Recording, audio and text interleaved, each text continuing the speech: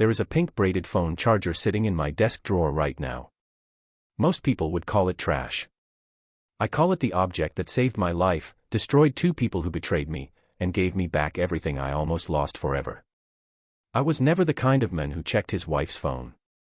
Never the kind who hired someone to follow her or questioned her when she came home late smelling of restaurant food and excuses. I had built my entire life on the philosophy that trust was not weakness, it was the foundation of everything worth keeping. My father had drilled that into me from the time I was old enough to understand what a handshake meant. A man who suspects without cause is a man who has already lost something inside himself. I held on to that belief for 11 years of marriage. Then I forgot my umbrella. It was a gray Wednesday in November, the kind of day that feels heavy before it even begins. I had driven to a client site an hour outside the city for a morning walkthrough of a commercial property my investment group was evaluating. Halfway through the inspection, the sky opened up and I realized I had left my umbrella in the back seat of Ryan Calloway's car. Ryan had picked me up that morning since we were heading to the same site and parking near the building was a known disaster. He offered to drop me home afterward, and I accepted without a second thought.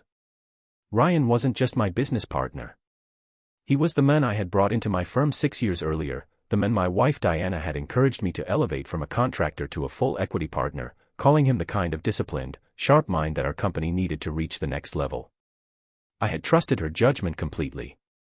She had always been a better reader of people than I was. Or so I believed. When Ryan pulled into my driveway that evening and I reached into the back seat for my umbrella, my hand found something else first. A phone charger with a pink braided cable. Diana had one exactly like it, a custom one she had ordered online because she hated the standard white cords. I had teased her about it when it arrived, telling her it was a 19-year-old's charger and she had laughed and said that was exactly the point.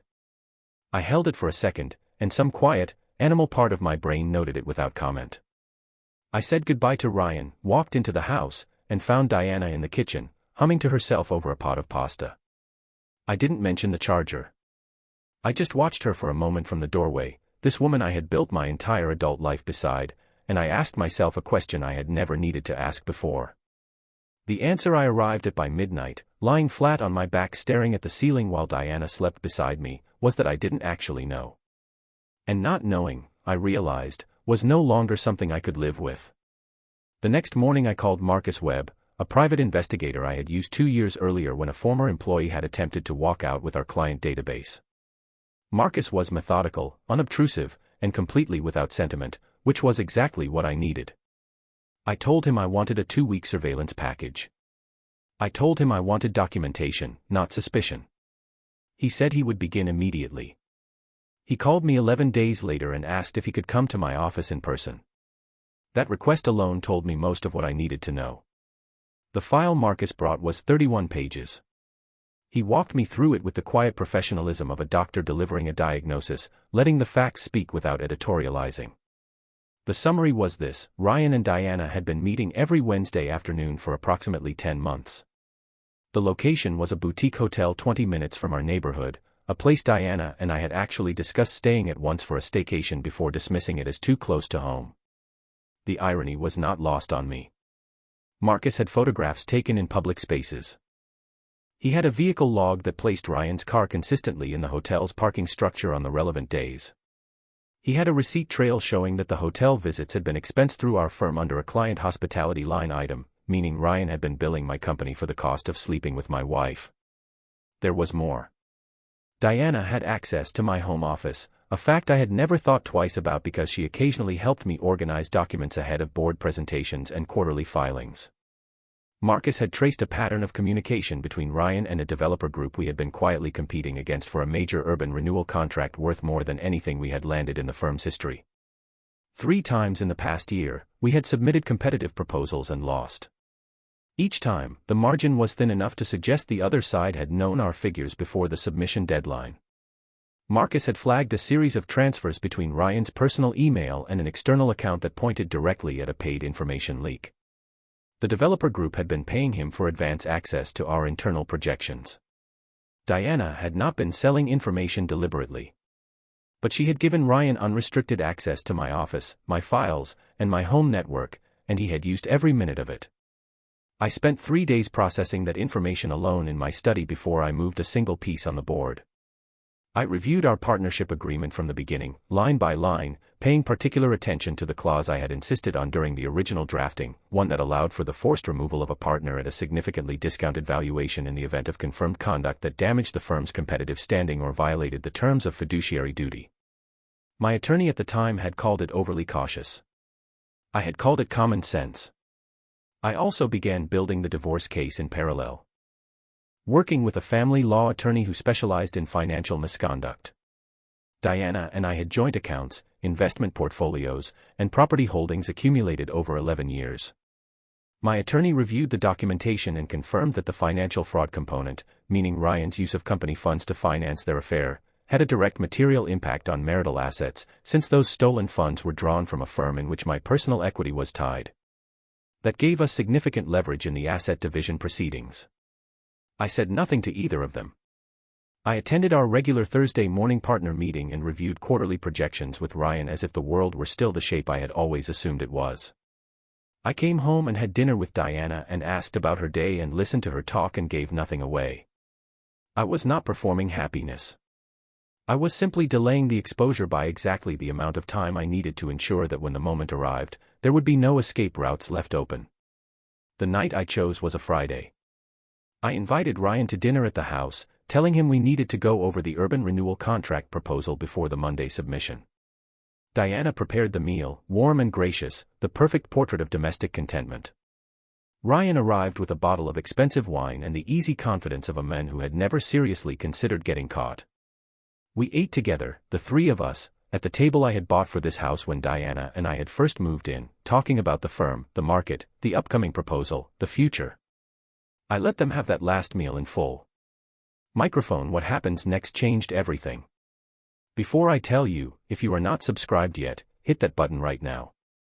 You do not want this to be the last story you hear. Now stay with me. After dinner, I asked Ryan to join me in the study to review documents. He followed me in, loosened and comfortable from the wine. Working with a family law attorney who specialized in financial misconduct. Diana and I had joint accounts, investment portfolios, and property holdings accumulated over 11 years. My attorney reviewed the documentation and confirmed that the financial fraud component, meaning Ryan's use of company funds to finance their affair, had a direct material impact on marital assets, since those stolen funds were drawn from a firm in which my personal equity was tied. That gave us significant leverage in the asset division proceedings. I said nothing to either of them. I attended our regular Thursday morning partner meeting and reviewed quarterly projections with Ryan as if the world were still the shape I had always assumed it was. I came home and had dinner with Diana and asked about her day and listened to her talk and gave nothing away. I was not performing happiness.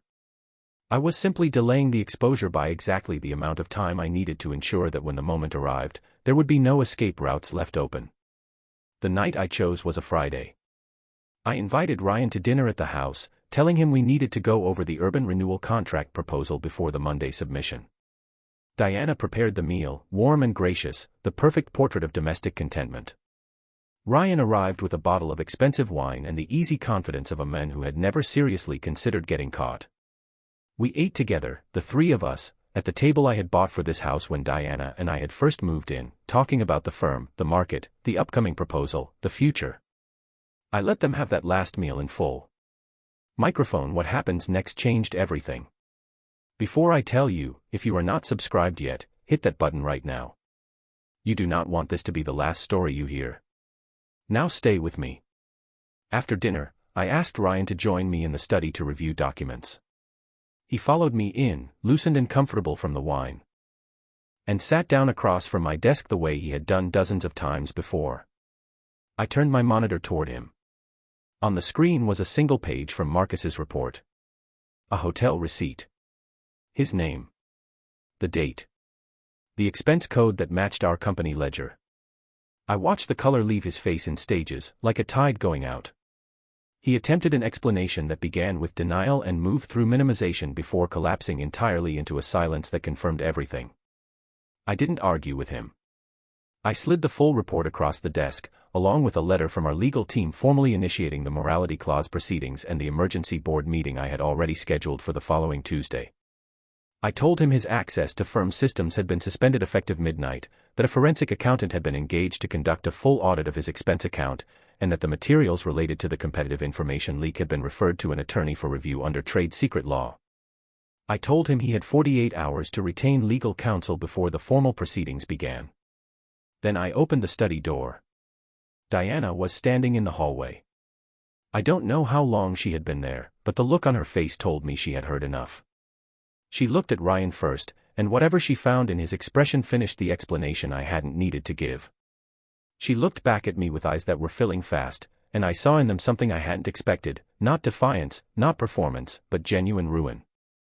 The understanding that the life she had quietly been dismantling was now completely gone, and that she had been the one to take it apart.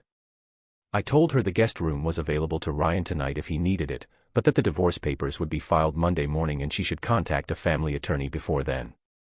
I told her I was sleeping in the main bedroom and that I would appreciate if she didn't knock on the door. I went upstairs and sat on the edge of the bed in the dark for a long time without moving. The board meeting on Tuesday was the most professionally painful thing I have ever sat through, and also, in its own way, the most clarifying. The directors reviewed the evidence without theatrics and voted unanimously to invoke the forced buyout clause at the minimum valuation threshold. Ryan sat through it looking like a man watching his own sentencing, which was essentially what it was. He was escorted from the building by the end of the morning. The forensic audit confirmed the expense account fraud within 2 weeks, and the subsequent federal review of the information leak resulted in charges being filed that carried the possibility of significant prison time. Diana cooperated with investigators in exchange for reduced personal liability, which meant spending several months answering questions about a man she had believed was offering her something better.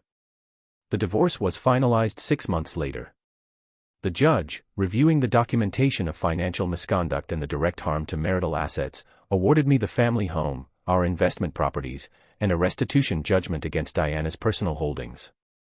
She left with a settlement that was a fraction of what she would have received had she simply been honest. Ryan's legal costs exceeded his buyout payout within the first year of proceedings. The man who had used my company's money to buy dinners and hotel rooms for himself and my wife was now billing hours with a defense attorney he could barely afford, trying to negotiate the terms of what came next. The firm, cleared of its leak, won the urban renewal contract on our second submission. The 2 junior partners I promoted in Ryan's place had been doing excellent work for years without the recognition they deserved. Within 8 months, revenue had grown by a margin that made the previous 3 years look like we had been running with a handbrake engaged. We had been, as it turned out, in more ways than one. I still have that pink braided phone charger. It sits in the top drawer of my desk. Not as a wound I keep reopening, but as a reminder of the specific, quiet moment when something small told me the truth before I was ready to hear it. Most people have a moment like that and choose to look away. I almost did.